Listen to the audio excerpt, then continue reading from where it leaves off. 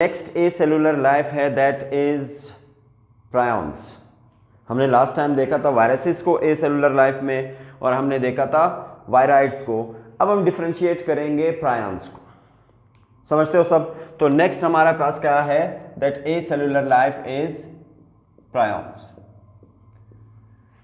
देखिए प्रायॉन्स कैसे डिफर करते हैं वायरसेस से और आपके वायराइड्स से। एक तो ये दोनों से smallest particles as compared to viruses and as compared to आपके वायराइड्स।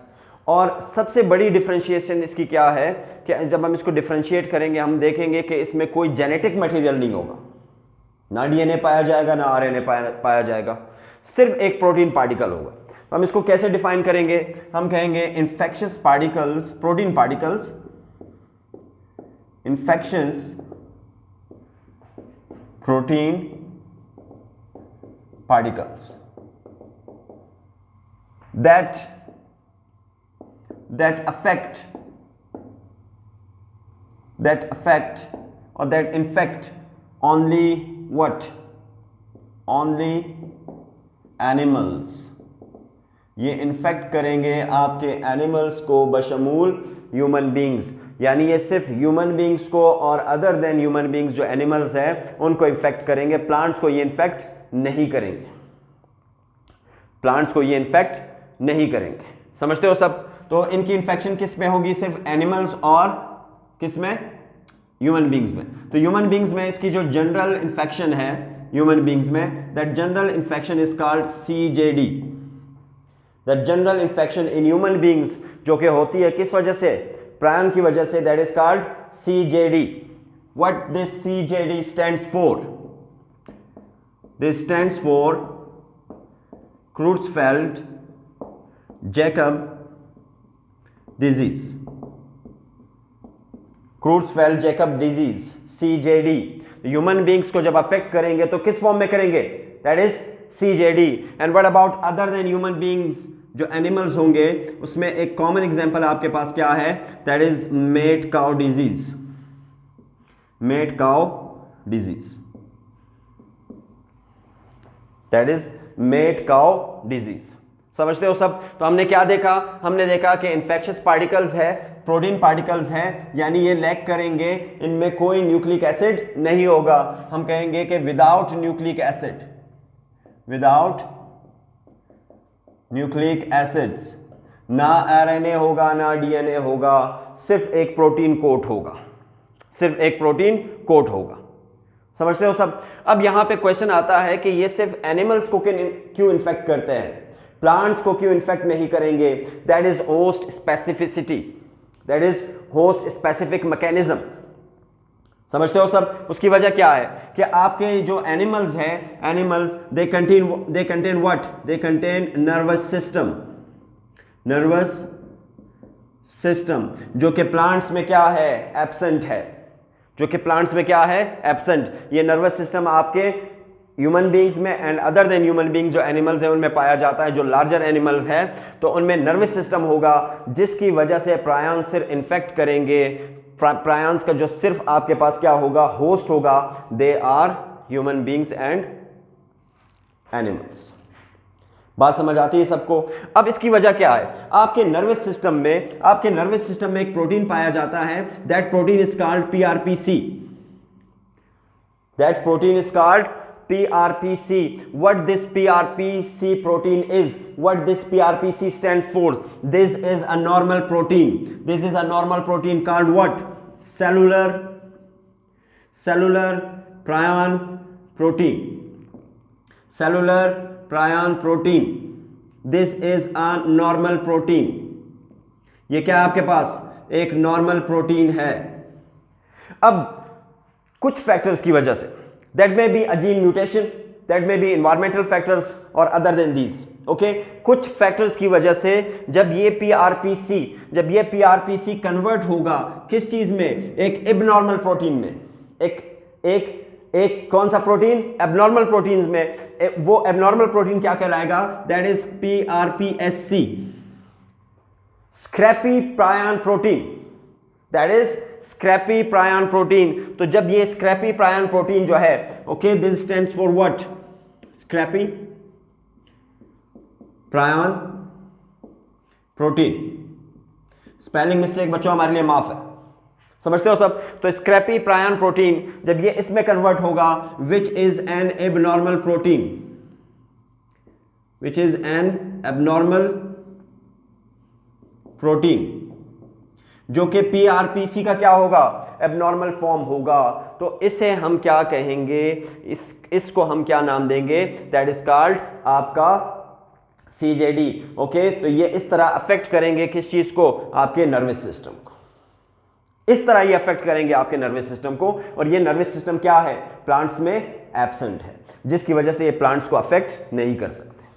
और भी बहुत सारी वजूहत है, लेकिन मेन वजह क्या है आपके पास? Host specific mechanism. क्लियर है सबके लिए? यहां तक कोई क्वेश्चन हो किसी के जहन में भी? अब हम इनके जनरल कैरेक्टरिस्टिक्स देखेंगे, प्रायंस के जनरल कैरेक्टरिस्टिक देखेंगे कि प्रायंस जो है वो क्यों डिफर करते हैं। इनके अलावा जो हमने देखा कि ये वायरसेस और वायराइड से क्यों डिफरेंशिएटेड है, हम इसको क्यों डिफरेंशिएट करते हैं। So let's comes to the general characteristics. General characteristics, what is the first general characteristic? That is they are much more smaller than आपके viruses and virides. Okay, they are smaller in size. ये size में क्या होंगे? Smaller होंगे as compared to what? As compared to आपके viruses and virides. हमने पढ़ा था कि viroids are smaller than viruses और prions are smaller than viroids. तो ये this is the first differentiation. What about the second one? Second differentiation आपके पास क्या है? सेकंड डिफरेंशिएशन आपके पास होगा इसका structure.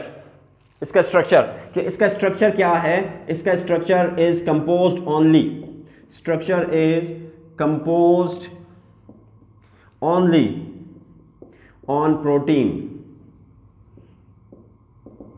that is no DNA और RNA, कि इनमें ना तो DNA पाया जाएगा ना RNA पाया जाएगा। तो ये इसकी सेकंड डिफरेंशिएशन। ये क्या है इसकी?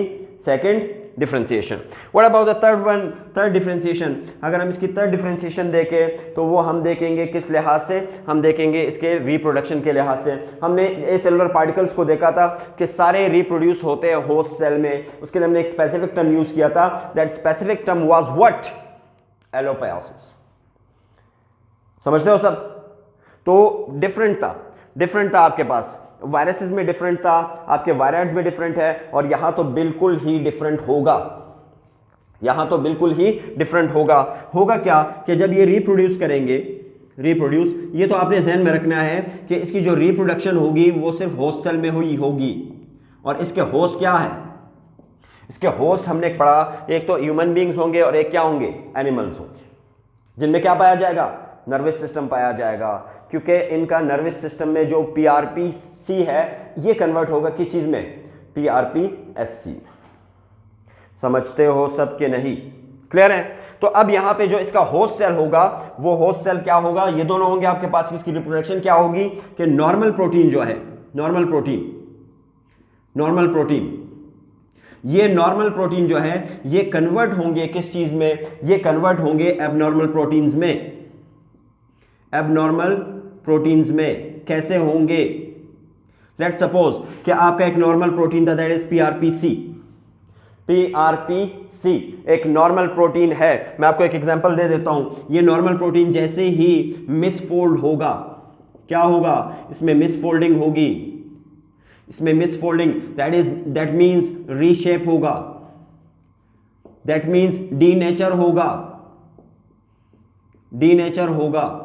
यानी आप एक पेज ले, सिंपल जो आपके हाथ में पेज है, ये आपके पास क्या है? एक नॉर्मल प्रोटीन है। आप इसको फोल्ड कर दें किसी भी तरीके, जहाज बना दे, इससे कश्ती बनाए, या वैसे फोल्ड करके भाई गोला मार दे किसी को। तो ये क्या है आपके पास, ये रीशेप होगा, ये मिसफोल्ड होगा। तो अब वो प्रोटीन नॉर्मल नहीं होगा, डीनेचर होगा। तो इस डीनेचर प्रोटीन को, इस मिसफोल्डेड प्रोटीन को हम क्या नाम देंगे, दैट इज PRPSC। तो भाई प्रायंस क्या हो गए, मल्टीप्लाई हो गए, रिप्रोड्यूस हो गए। अब ये जो न्यू प्रोटीन है ये जाएगा दूसरे नॉर्मल प्रोटीन के पास और दूसरे नॉर्मल प्रोटीन को फोर्स करेगा कि आपने भी क्या होना है, मिसफोल्ड होना है। तो इस तरह इसकी रिप्रोडक्शन होगी, तो ये थे आपके पास ए सेलुलर पार्टिकल्स, जिसमें हमने वायरसेस को भी देखा, उनके पहले ए सेलुलर जितने आपके पास ए सेलुलर लाइफ की उनकी जनरल कैरेक्टरिस्टिक्स हमने देखी। वायरस को हमने अलग से डिफाइन किया जनरल कैरेक्टरिस्टिक के लिहाज से, उसको डिफर किया हमने, फिर हमने वायराइड्स को डिफरेंशिएट किया वायरसेस से, और प्राइम्स को हमने दोनों से डिफरेंशिएट किया। यहां तक कोई भी क्वेश्चन हो तो क्वेश्चन पूछना सवाब है।